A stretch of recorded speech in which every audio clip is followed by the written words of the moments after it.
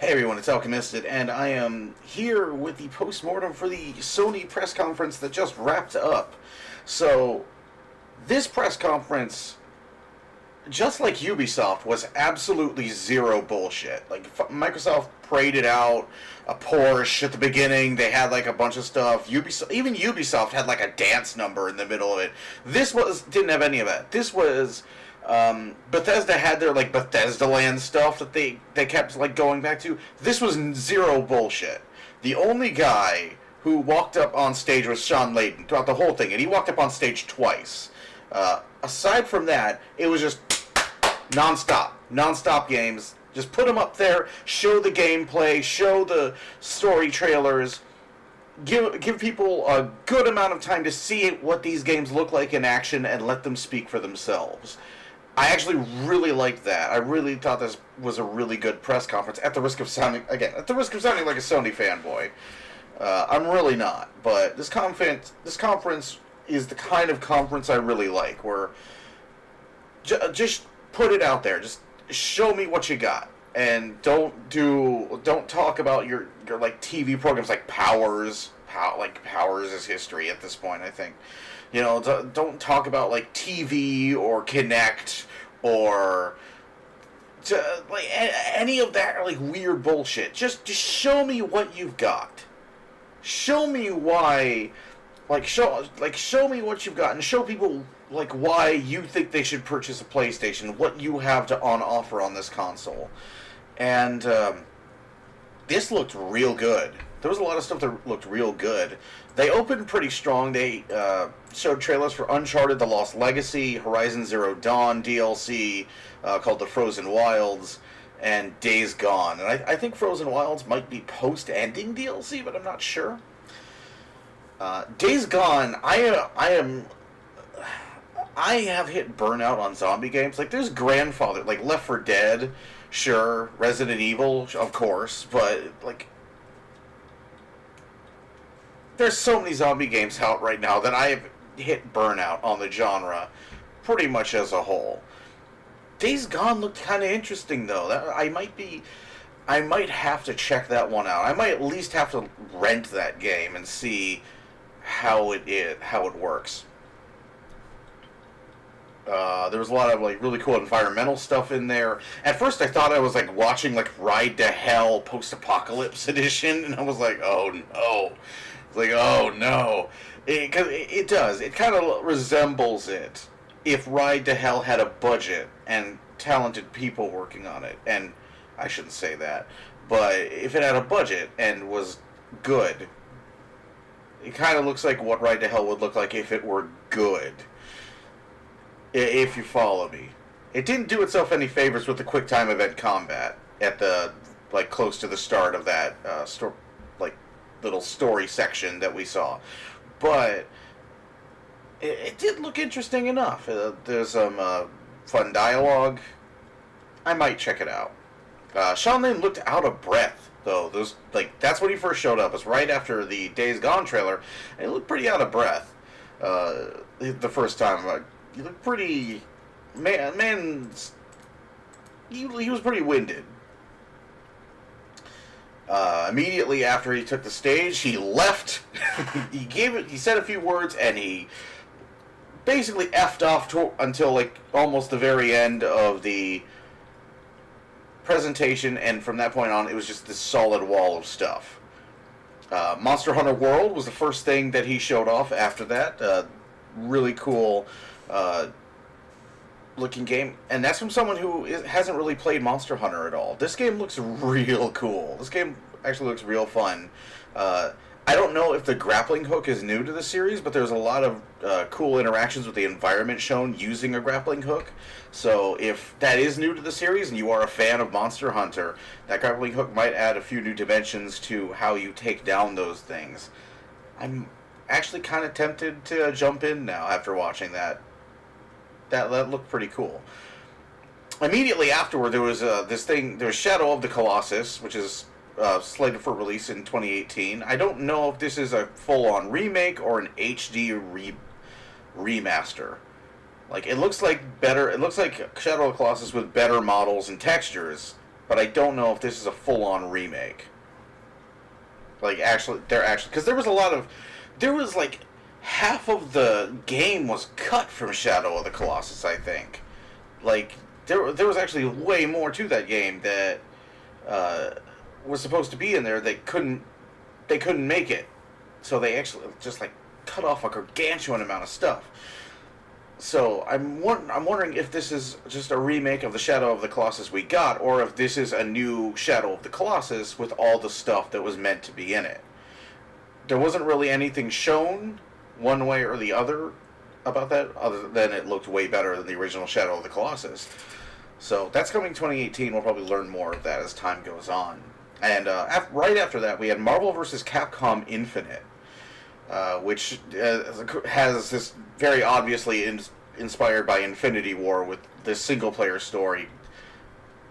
I think they're taking some cues from Injustice, but it feels weird that they're doing it with Marvel and Capcom characters coexisting. There was a bit of like X and Zero in there. X was on screen quite a bit, and the thing is, when you have Mega Man X on screen quite a bit, it just reminds me that there hasn't been a Mega Man X game in ages. Mega Man used to get endless amounts of shit from game critics for, oh, it's just the same game again this year. You know, and then they stopped coming out. And now everybody's like, where's Mega Man? Where's Mega Man, Capcom? Okay, like, I want a Mega Man game. I don't care about Marvel vs. Capcom. I want a Mega Man game. I want a Mega Man game. Mega Man. Understand? I don't want to play as Mega Man in your fighting game. I want a Mega Man game. After that, this is where things took a turn for a few minutes. Call of Duty World War II from Activision. There was a big trailer showing lots of gameplay. No story, just gameplay and explosions and people getting shot in World War II. Please stop. Please stop, Activision. Please. You do remember the whole reason Modern Warfare got started was because people were tired of World War II. Because World War II had literally been done to the point where no one was buying World War II games. Because we've played them all. We have played more World War II games. We're from at least from the PlayStation. If you even just at least start there, to the point where they released World War, to the point where they released Modern Warfare, we had been playing World War II games pretty much once, like multiple times a year, every year, for like at least 2-3 times longer than World War II went on. Certainly 2 or 3 times longer than the U.S. was involved in World War II, I think. Am I wrong about that? There's so many... there were so many. It was so saturated with World War II games. This is how you know they have nowhere else to go. They tried Call of Duty Infinite, they tried to go into space, and people shat all over it. Now they're back at World War II because they have nowhere else to go. They don't know what to do anymore. So they've gone back to the same well everybody was tired of. Please, Activision, stop. Stop. For a few years. Just stop. And let them think, and let whatever studio you have working on Call of Duty figure out what identity Call of Duty needs to move forward. Stop it. Stop. Take your time. Just don't take us back to World War II. They're going back to World War II because of Battlefield. Because of Battlefield 1.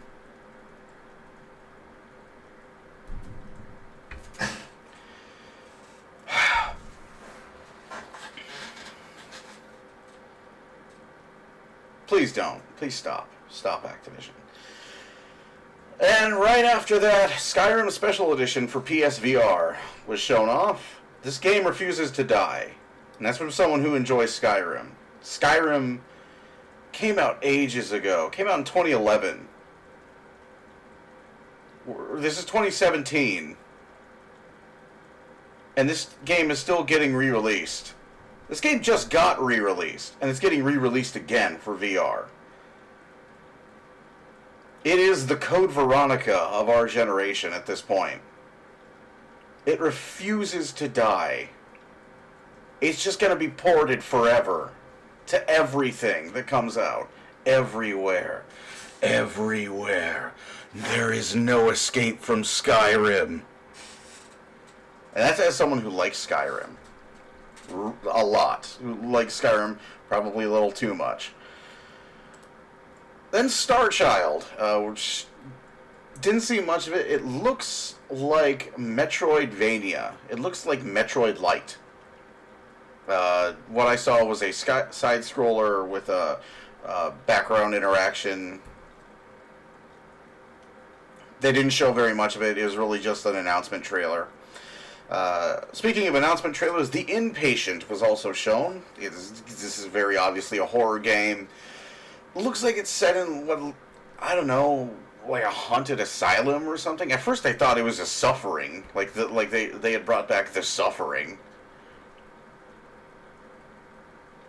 Probably find out more about this game as time goes on. There was a PSVR fishing sim, Final Fantasy 15 Monster of the Deep. If you really loved the fishing minigame in Final Fantasy 15, I guess that's for you. Personally, I've barely touched it. I only do it because it gets me AP. Bravo Team looked like a PSVR military shooter. They didn't really show a spectacular amount of this game, just sort of leapfrogging your way from behind various forms of cover across the city square while people like shouted military jargon back and forth at each other. It looked like every other military shooter you've ever seen. But for PSVR. Moss looked adorable. It's a fantasy adventure game, really cartoony sort of look. You were playing as what looks like a hamster. Like you're playing as like a mouse or a hamster or something. He's got a sword, like messes up monsters, fights a giant snake. It looked kind of cool. I might keep my eye on it. What really looked cool was God of War. It was basically heavily implied it was going to be Kratos versus the Norse pantheon at the last E3, and that's pretty much what it's going to be. He's got this magic axe that he can summon back to himself.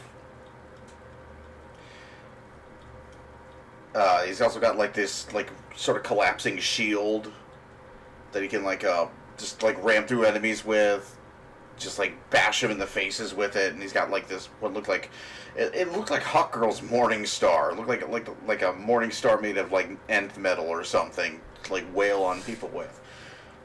It looks kind of like it's sort of. I can't tell kind of what they're kind of going for. Like Kratos is trying to teach his son the Spartan way, but he's also kind of trying to move on from his past, sort of deal. It looks cool. It looks cool. I might definitely have to pick this up. Something else that looked cool was Detroit Become Human. This didn't get a really good showing last year, but this year they really sort of like decided to show off what this game was really sort of about. It's clear that there's been a lot of work done on this game, and basically it's an android uprising. Humanity has made androids that are essentially human. what we saw of this game began with this android walking up and starting to sing basically a spiritual, and then we went to the streets of Detroit where they're selling these androids, and two, I suppose, liberated androids, or rather an android and a gynoid, because she's a female android. That's what they're called, gynoids. And then it started to show like all of the myriad ways that this situation could play out, and that this game is really going to be dependent on player choice. There's lots of different ways you can go about the situation, and the game world and the story will be shaped by what you do and how you go about it. So that looks like an interesting thing to keep an eye on. They showed off Destiny 2. It looks like the main hub from Destiny 1 is going to get wrecked, and you'll be basically scrounging to survive. It looks... Hopefully it'll release with all the content. Hopefully it will release with all of the content that it... They'll be able to actually release the game with its story intact this time, instead of doing what they did with the first one, where they released it with barely any story whatsoever. We'll have to see. They did announce lots of PS4 exclusive stuff, raids, gear, maps, etc. So if you're going to play Destiny 2, they really want to motivate you to play it on a PlayStation. And finally, Sean Layden comes back on stage and gives his closing speech. And before he goes, there is one more game he wants to show, and it's the Insomniac SpiderMan game, which looks great. Now, this is from somebody who played the Spider-Man games of the PlayStation 1. I played Spider-Man, like the first of the Spider-Man games of the PS2.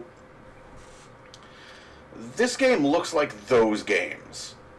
It looks like those older Spider-Man games, but on a PS4, and it looked real good. The stealth worked. Like the stealth, he was able to do like lots of really cool stealth takedowns with webbing, like in the older games.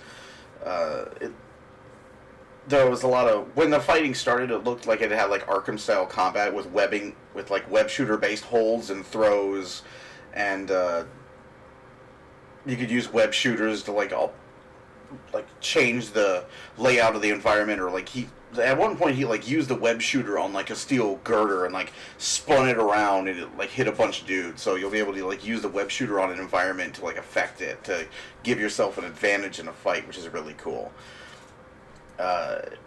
They showed off a couple really large scale set pieces. Think really large Uncharted scale set pieces. But you're as Spider-Man, so you're doing this with superpowers, and it looked real good. It looks real good.